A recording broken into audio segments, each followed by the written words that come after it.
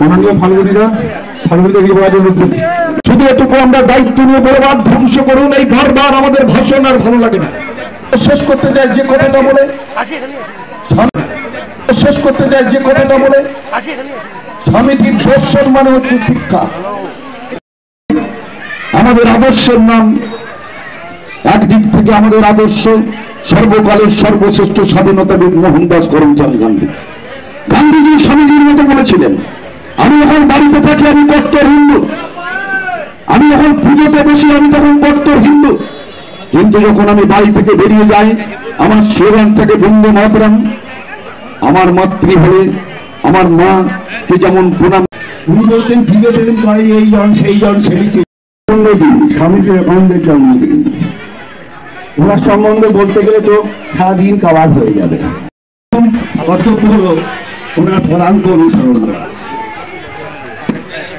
উনি কে এই কথাটা উনি একবার জিজ্ঞেস করলেন স্বয়ং শ্রী ঠাকুর। নমস্কার, মঞ্চে উপবিষ্ট সমস্ত ব্যক্তি ভাষাদেরকে আমি আমার আন্তরিক অভিনন্দন জানাচ্ছি। আমি আন্তরিক অভিনন্দন জানাচ্ছি যারা আজকে এবং তারপর তার জন্মের পর আমরা ছোটবেলায় বইতে অনেক গল্প করে পেয়েছি। প্রচন্ড সাহসী ছিলেন, ভালো পড়াশোনা ছিলেন।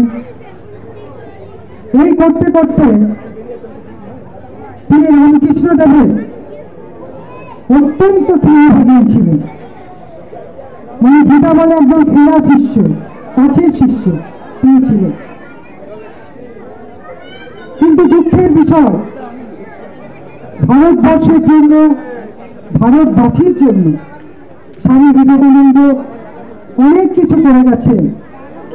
তার কিছু মূল্যবান নোটটি আজও ভারতবর্ষের প্রতিটি মানুষকে পথ চলতে সাহায্য করে। কিন্তু দুঃখের বিষয়, মাত্র 39 বছর বয়সে তিনি পৃথিবীর সমস্ত মায়া কাটিয়ে তিনি চলে গিয়েছিলেন। তাই খুব অল্প দিন আমরা তাকে পেয়েছিলাম। আজকে এইরকম একটা পূর্ণ দিনে আমরা 7 নম্বর রোডে তৃণমূল কংগ্রেসের সমস্ত নেতৃবৃন্দের সহযোগিতা, তাদের অক্লান্ত পরিশ্রম, তার ফলে আজকের এই অনুষ্ঠানের আমরা আয়োজন করেছি।